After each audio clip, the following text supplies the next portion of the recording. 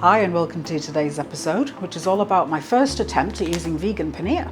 My friend messaged me the other day to say she'd come across some plant-based paneer. Now paneer is a kind of Indian cheese.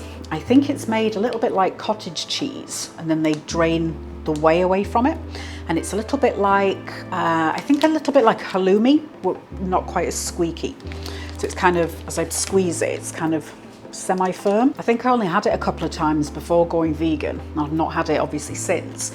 But this company, Ria's, according to the back of the packet, their daughter is lactose intolerant. So I guess they've made this so that she can eat it as well. After buying it, I realised I didn't really have any idea of what to do with it. So I asked on Twitter and someone suggested chili paneer. I've had a look online and sort of seen a couple of different recipes and thought, oh, well, I know what I'm doing, so I'll throw something together.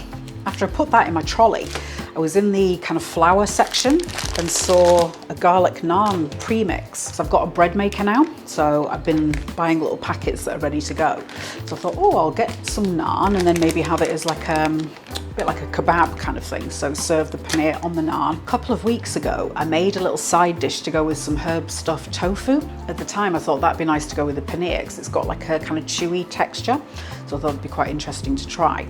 So the dish I'm probably mispronouncing is sabudana khijji. These are sago pearls and it's made from tropical starches. It's the same principle as tapioca pearls like you get in boba tea. It's the boba, that's what they're made out of, tapioca. So I'm going to fry these off with some spices and then that can go in the kind of flatbread thing as well. I'm doing the paneer and the khijji on the stove. So I thought, how am I going to make the naan bread? How am I going to cook it? Because the packet says in a, on a skillet or a frying pan. I then remembered a friend had bought me a pizza stone. So I'm going to try and do the naan in the oven on the pizza stone. Onto the paneer to start with. As I squeeze the packet, I've got a feeling it might be a little bit wet, so I'm just going to pat it dry on some paper towel. So there is the paneer. So I'm just going to cut this into cubes and then fry that off. I've got about a tablespoon of sunflower oil in a frying pan, so I'm just going to start that heating while I prep the paneer. So I think I'll do pieces this kind of size. Now you can do the paneer any size you want, but remember, the smaller it is, the more pieces you're going to get, and that means the more pieces you're going to have to flip over. So I've got like 20 pieces. So I'm going to put them in a bowl. I'm going to dust the paneer with a couple tablespoons of cornstarch. Do some salt and pepper. I'm doing like a half teaspoon of cayenne pepper. Give this a mix. It is a little bit crumbly, the paneer, so I'm just being somewhat gentle with it because I don't want it to break apart too much. Just placing the paneer into the pan. And I'm just going to fry them until they're golden, and then I'll flip them over. I'm going to keep this to make a sauce for them all, so I'll just push that to the side. And then I'm going to make a very quick little sauce in here. So I'm going to do about a tablespoon of soy sauce, a tablespoon of the chili and herb paste. This is what I stuffed the tofu with. So just look in the description and you'll see the recipe for that. This one's made with spring onion, coriander and parsley. But you can use any kind of chili paste that you want. A couple of tablespoons of cold water. Give that a whisk. And then I'll mix that into the cornstarch in a minute. So start turning some of them. I'll let that fry for another couple of minutes. And then I'm going to drain them on paper towel. Add the soy and herb paste into the cornstarch and give that a whisk. And once the paneer is nice and crisp everywhere, I'm going to take it onto a plate, let that drain some of the excess oil off. You can deep fry this as well apparently, if that's easier for you. I'm going to add a bit more oil into the pan. I've got a 2-inch piece of ginger, fresh ginger, and 3 garlic cloves that I've chopped. Add those in.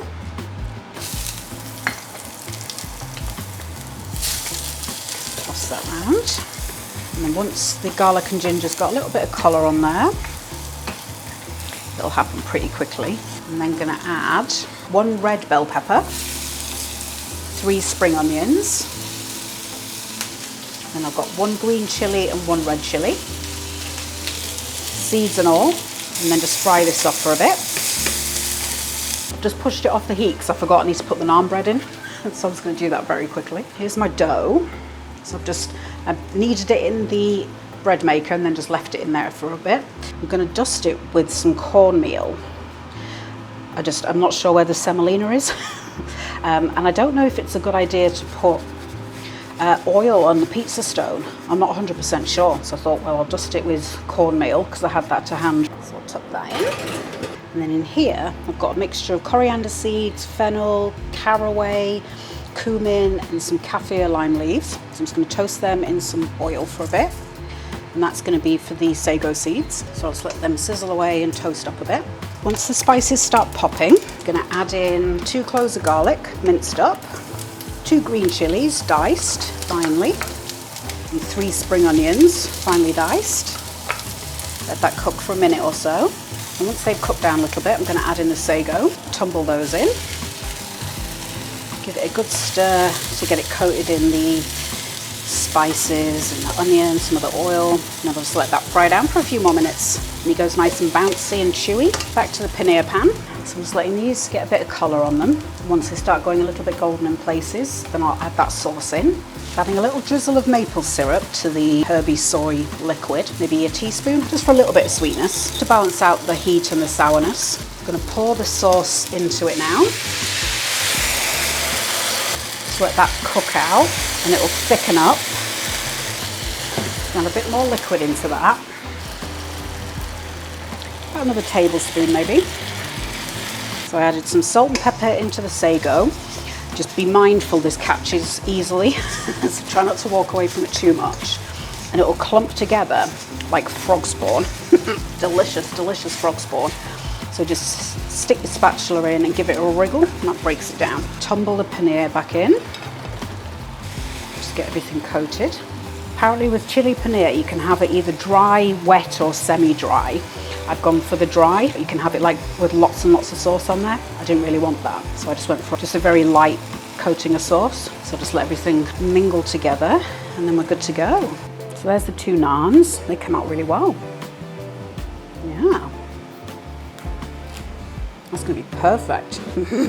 I've just realized I forgot to tell you how to do the sago. Sorry. I'll pull the video footage from the other video. All I did was rinse it under cold water, pack the top of it flat in a bowl, and then pour in enough cold water that it's just submerged. You don't want tons of water in there. And then just leave that for a few hours and it soaks up, and then it's ready to then fry for a few minutes. And that's it, nice and easy. I'm just waiting for the sago to go a little bit more translucent in places, and then that's how I like the texture. It's a bit chewy. Now that's an incredibly delicious looking board of food if you ask me. Yum. All in all, that's a fairly quick one to put together. The only frantic bit is trying to do naans and 2 frying pans at the same time. Don't know if I'd recommend that. Maybe buy the pre-cooked naan. Torn off a nice little chunk, just because I can see that going wrong if I try and pick up the whole thing and eat it. There's no real way of making this look elegant, so excuse my gaping maw a second.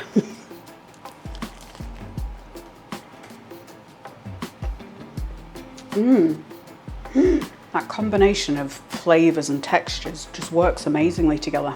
The paneer's got fresh chili heat and a bit of sourness because there's lime in that herb paste.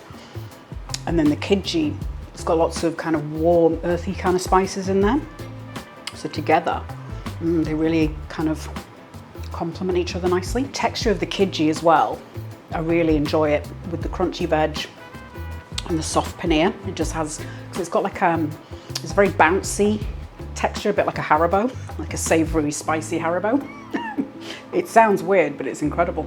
Yeah, and it just works really nicely in there. And then you've got the bread. Yum. I'm gonna have a go on the paneer just on its own. It doesn't really taste much itself. It just really soaks up all of those flavours. Yeah, I'll buy that again. It's a quick meal to kind of throw together when you get home from work and you're starving. It's a pretty good one. Probably took half an hour, something like that. Obviously you need to remember to do your sago, you need to soak that, but I can imagine you could just do that in the morning before work and put it in the fridge and it should be fine, as long as you haven't put too much water in there, but literally just enough to cover the beads, and then it's fine. If you haven't got the paneer, that'll work equally well with tofu. I'd maybe opt for an extra firm tofu if you can find it. You can get like a smoked tofu that's very dense. That'd be delicious with that. I've got these no chicken pieces that are just in the freezer.